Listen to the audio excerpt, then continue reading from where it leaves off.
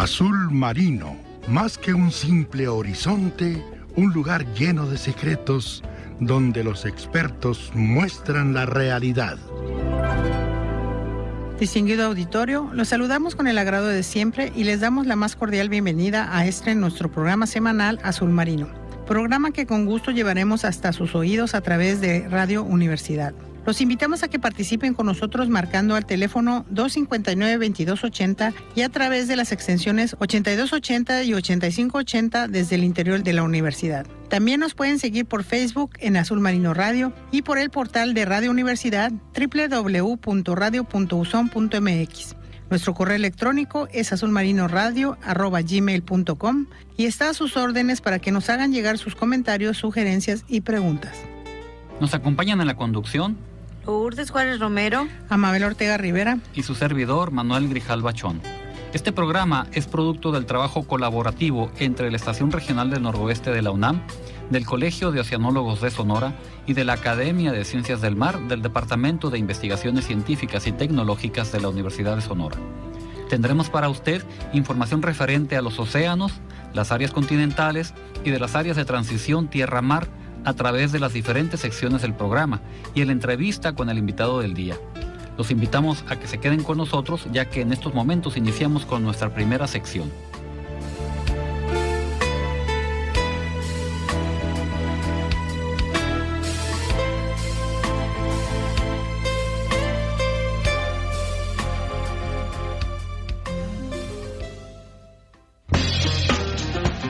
Olas marinas. Más allá de la marea. Noticias desde el mar. En las noticias les comentaremos que a la fecha se lleva un avance del 60% en las cosechas de camarón de este año en el estado. Esto lo mencionó el presidente del Consejo Directivo del Comité de Sanidad Acuícola del Estado de Sonora, lo que se conoce como el COSAES, y ya se tienen rendimientos positivos. Se resaltó también que para este año se estima una producción de 60,000 toneladas de camarón y a la fecha se estima que cumplirán la meta que se trazaron como comité. En el estado hay 146 granjas de cultivo donde se sembraron 24,000 hectáreas que, si bien han registrado problemas de sanidad, no han sido graves. El presidente del COSAES recordó que las cosechas finales iniciaron hace 3 semanas y concluirán para esta semana. El optimismo es bueno ya que se avisora el cumplir la meta de las 60,000 toneladas. Mencionó que el ciclo pasado no fue tan positivo ya que apenas se lograron las 57,000 toneladas, pero este año sí se visualiza como mejor pese a los bajos precios del momento. Pasando a otra nota, tenemos que científicos chinos estudiarán al calamar en el Mar de Cortés. Desde inicios de este mes de noviembre, dio inicio una investigación sobre el calamar gigante para conocer mejores formas de capturarlo y el desplazamiento que realiza a lo largo del Mar de Cortés o Golfo de California. Juan Pedro Vela, presidente del Comité Nacional de Calamar Gigante, informó que en la primera reunión de los investigadores compartirán datos de moluscos para empezar con el programa de estudio que realizarán en Guaymas, Santa Rosalía y Ensenada. En este estudio participará la Comisión Nacional de Pesca y Acuacultura, el Instituto Nacional de Pesca, la Comisión Nacional de Calamar e investigadores chinos, los cuales aportarán, además de conocimientos, su tecnología. La Comisión Nacional de Calamar Gigante eligió a científicos chinos en esta prospección por los equipos tecnológicos que disponen para llevar a cabo esta pesquería en Asia. Juan Pedro Vela recordó que desde hace 3 años el calamar se ausentó por completo de las costas de Guaymas, y aunque ha habido producción en Santa Rosalía, los volúmenes no son los mismos que se registraron cuando empezaron a comercializarlo. Y bien, estimado auditorio, siga con nosotros porque continuaremos con nuestra siguiente sección. Olas que vienen, olas del mar.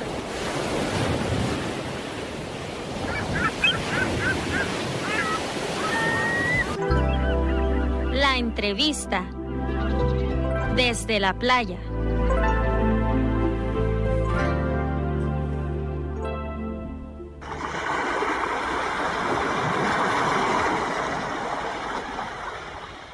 En esta ocasión no tenemos a un invitado como regularmente lo hacemos y por lo tanto yo quiero aprovechar este espacio para poner sobre la mesa un tema que, dada mi experiencia laboral previa como directora del Instituto de Acuacultura del Estado de Sonora, siempre me llamó la atención.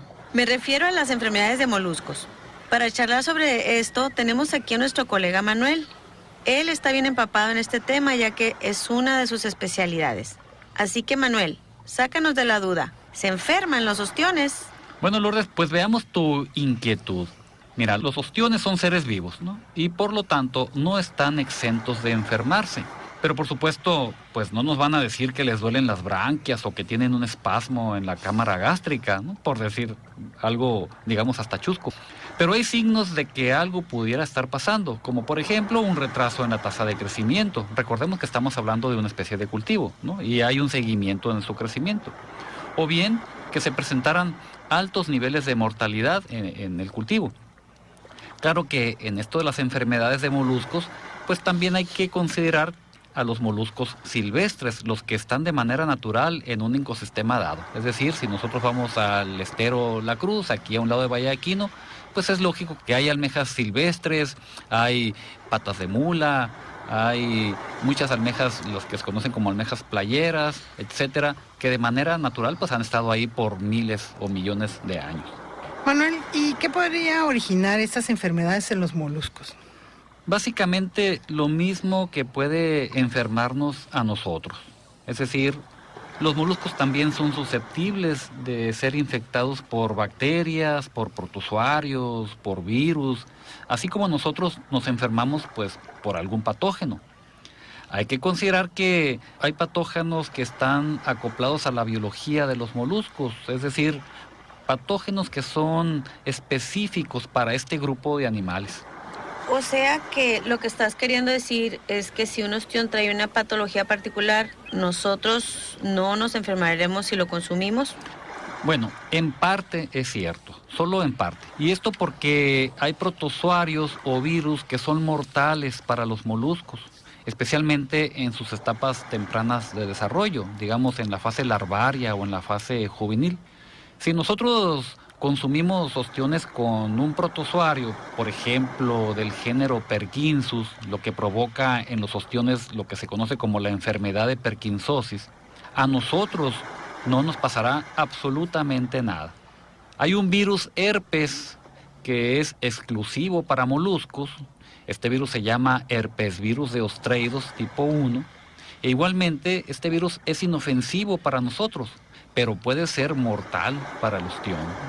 Así que hay otros patógenos específicos para moluscos, hay toda una gama de patógenos. Aquí el problema es que esos patógenos pueden causar grandes mortalidades en los cultivos.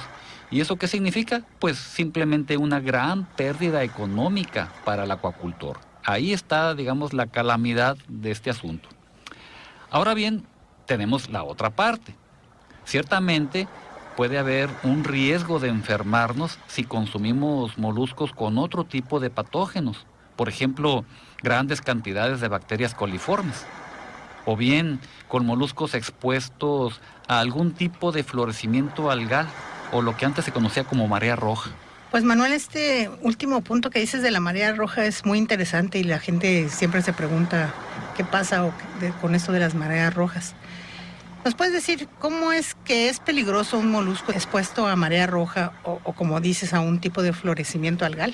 El término florecimiento algal es más amplio, ¿no? Porque no solamente hay marea roja, sino que puede haber, digamos, otros colores, así, entre comillas, ¿no? Asociado a este tipo de eventos, porque hay diferentes especies de microorganismos que, dada su gran densidad poblacional, pueden colorear, dicho así coloquialmente, las aguas costeras. Consideremos que los moluscos pues son organismos filtradores, es decir, filtran su alimento, ¿sí? Ellos filtran el agua y obtienen así o retienen el alimento. Si hay un florecimiento algal, ellos retendrán gran cantidad de estas especies que generan toda una gama de toxinas, dependiendo de la especie de un florecimiento algal. Tenemos que hay toxinas que solo nos provocarán posiblemente una diarrea, pero también hay toxinas que pueden provocarnos incluso la muerte, ¿no? Por eso, las autoridades sanitarias imponen un alto, una pausa siempre en la comercialización de moluscos cuando hay un evento de florecimiento algal. Mencionaste hace rato a las especies silvestres, Manuel, y decías que también son susceptibles de enfermarse o incluso de morir por la infección de alguno de esos patógenos que matan a los ostiones. ¿Cómo se puede uno dar cuenta de un evento de mortalidad masiva en el caso de una especie silvestre? Bueno, pensemos en una especie silvestre, en cualquier almeja que naturalmente se encuentra en nuestras costas. Las especies silvestres, dado su relativamente amplio rango de distribución, realmente es difícil detectar un evento de mortalidad masiva. Por el contrario, en una especie de cultivo, pues ¿qué tenemos? Pues todos los organismos están concentrados en pequeñas áreas, en una caja de cultivo, en un sistema de cultivo.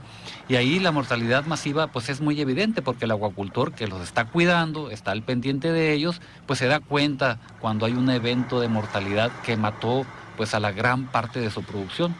Una almeja silvestre que está en la playa, en un estero, en grandes áreas geográficas, pues difícilmente lo vamos a percibir visualmente. Bueno, ¿y esos patógenos de moluscos siempre han estado aquí o son, dijéramos, locales?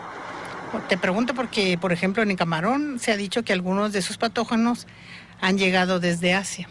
Los protozoarios que hemos detectado aquí en moluscos, pues han llegado de la costa atlántica americana, como el caso del género Perkinsus, es un protozoario, ¿no? O de Europa inclusive, como lo es Marteilia, que es otro protozoario que infecta a los moluscos.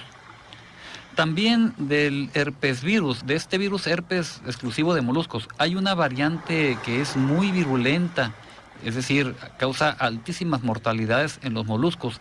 Y esta variante se originó en Europa, pero que afortunadamente esa variante no ha llegado todavía aquí a nuestros cultivos mexicanos. Ciertamente aquí tenemos herpesvirus de ostreidos, pero una variante que no es de muy alta mortalidad.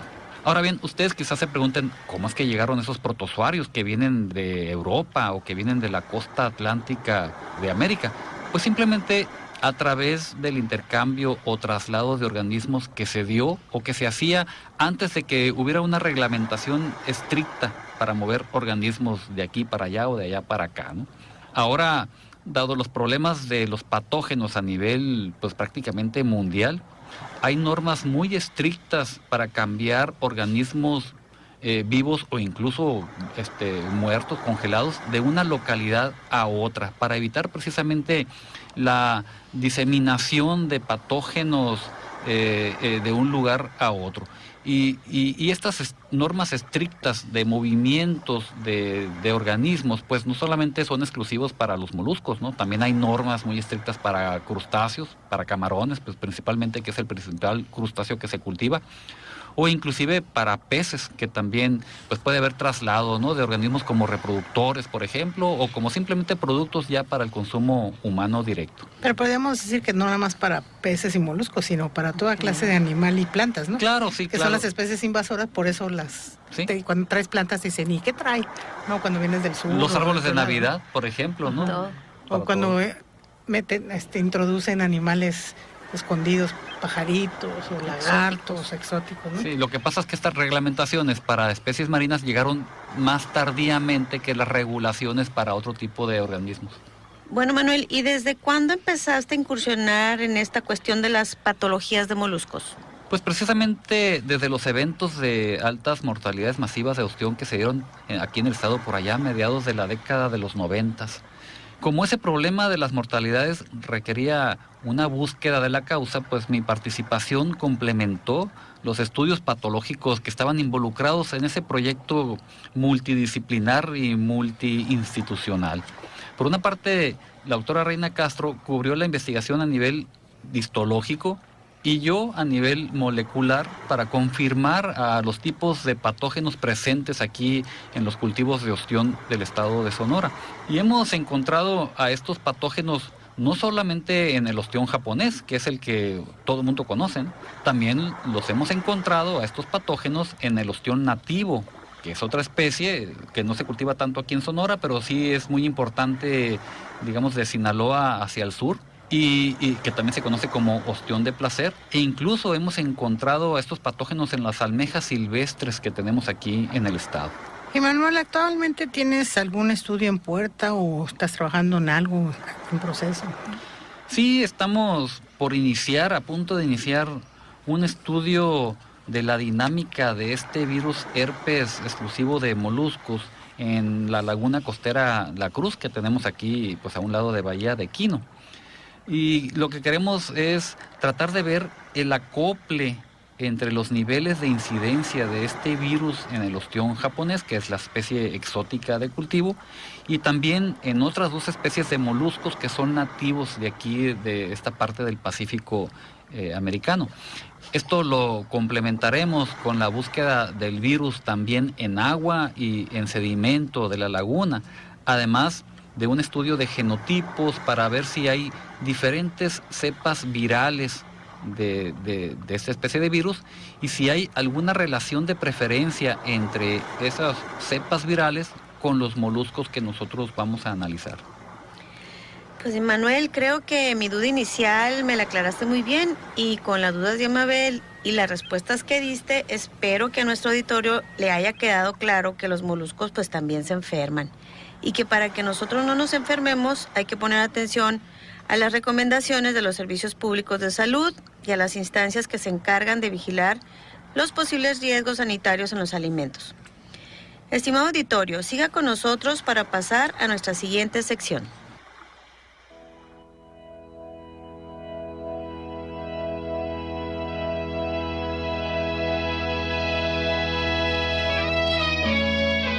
Cápsulas submarinas. Desde el fondo del mar.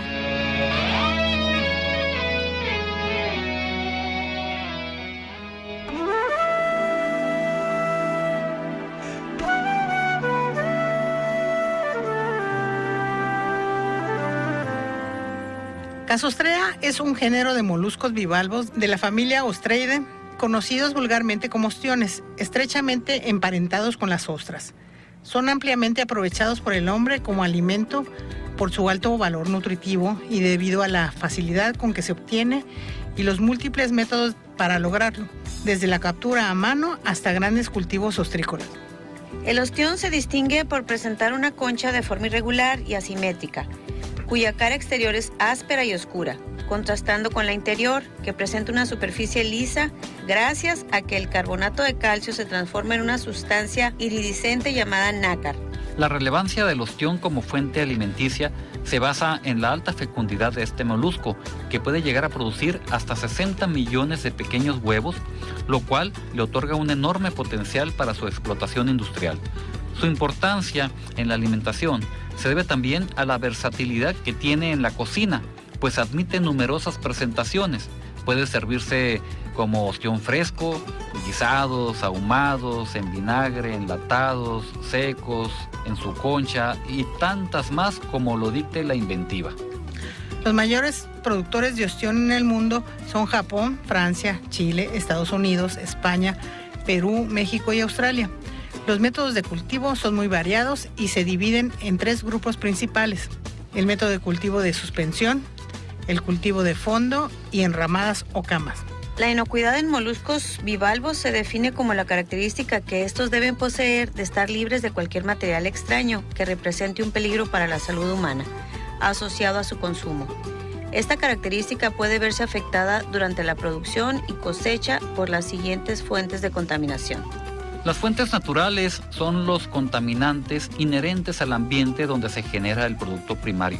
Por ejemplo, agentes biológicos y subproductos generados en el sitio de producción y agentes químicos como metales pesados removidos del fondo.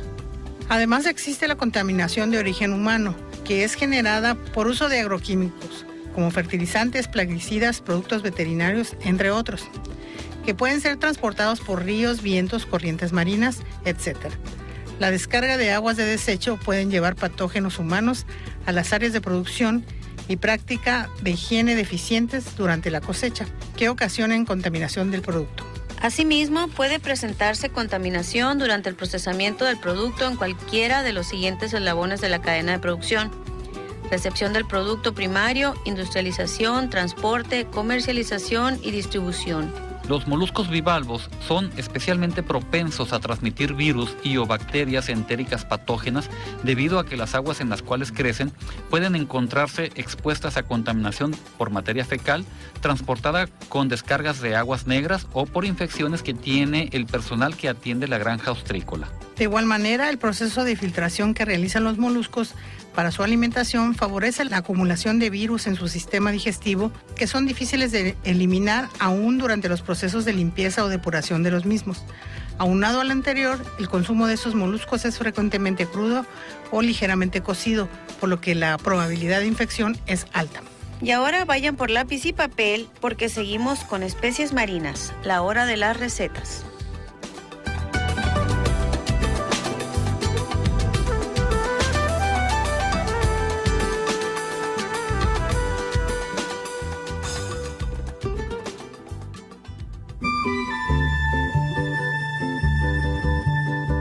Especies marinas.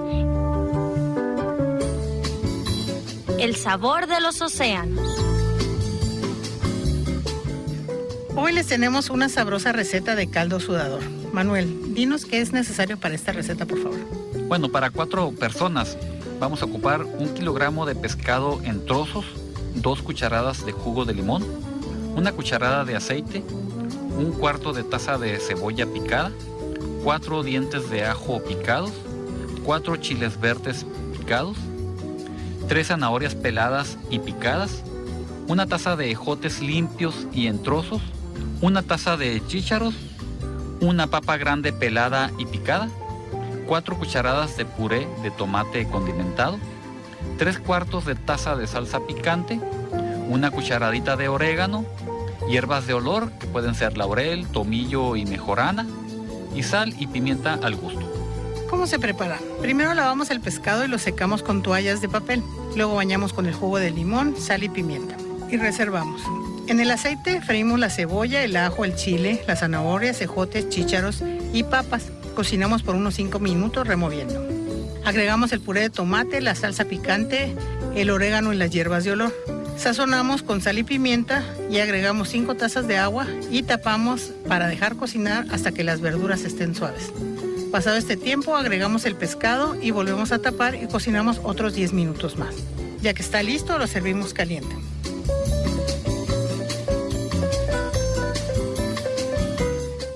¿Y ahora qué les parece una receta para preparar un filete de pescado con manzana? Manuel, ¿qué vamos a necesitar? Vamos a ocupar 1 kilo de filete de pescado, 12 camarones grandes, 4 manzanas, 1 limón, 200 gramos de chícharos, 250 mililitros de vino blanco, aceite de oliva y sal y pimienta. ¿Cómo lo preparamos? Primero lavamos la fruta y la cortamos en láminas finas. Tomamos un recipiente apto para el horno y lo untamos con un poco de aceite o mantequilla. Repartimos la mitad de las manzanas sobre el fondo del recipiente y ponemos encima los filetes de pescado sazonados y salpimentados. Bañamos con un poco de jugo de limón y colocamos encima el resto de las manzanas laminadas. Precalentamos el horno entre 200 y 225 grados centígrados. Rociamos el pescado y las manzanas con vino blanco y cubrimos la fuente con papel aluminio para que no se vaya a resecar y metemos al horno cuando esté caliente. Pasados 10 minutos incorporamos a la cazuela de los filetes de pescado los chícharos y los camarones lavados pero con piel y cabezas y volvemos a tapar. Dejamos hornear otros 10 minutos y ya listo servimos con arroz o ensalada. ¿Y ahora qué les parece una receta de ceviche de pescado con ostiones? Lourdes, ¿nos presentas la lista de los ingredientes, por favor? Esta lista es para que alcance para 4 personas. Y vamos a necesitar 4 filetes de pescado, 250 gramos de ostiones, media taza de jugo de limón, 4 jitomates picados, 4 chiles jalapeños en vinagre y en rajas, una cebolla grande picada, 1/4 de taza de cilantro picado, 1/4 de taza de aceite de oliva, 1/4 de taza de aceitunas picadas, un aguacate y un paquete de galletas saladas. ¿Cómo lo vamos a preparar? Primero cortamos los filetes de pescado en cubitos chicos.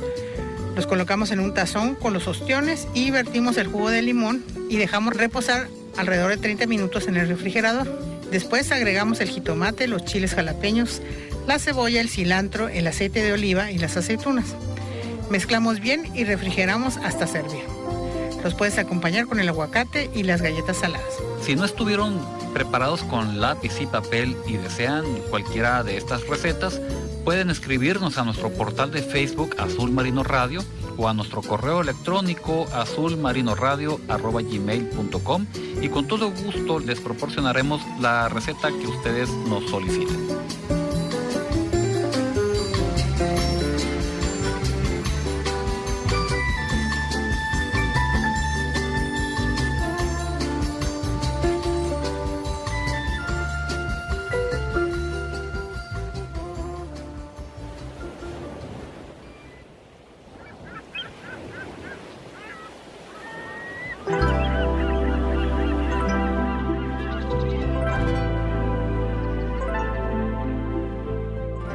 Hemos agotado el tiempo para esta edición de Azul Marino, pero si ustedes no lo permiten, nos volveremos a encontrar la próxima semana en este mismo horario. Agradecemos a la Dirección de Comunicación por hacer posible este programa. En la operación técnica estuvo Norberto Iván Solano.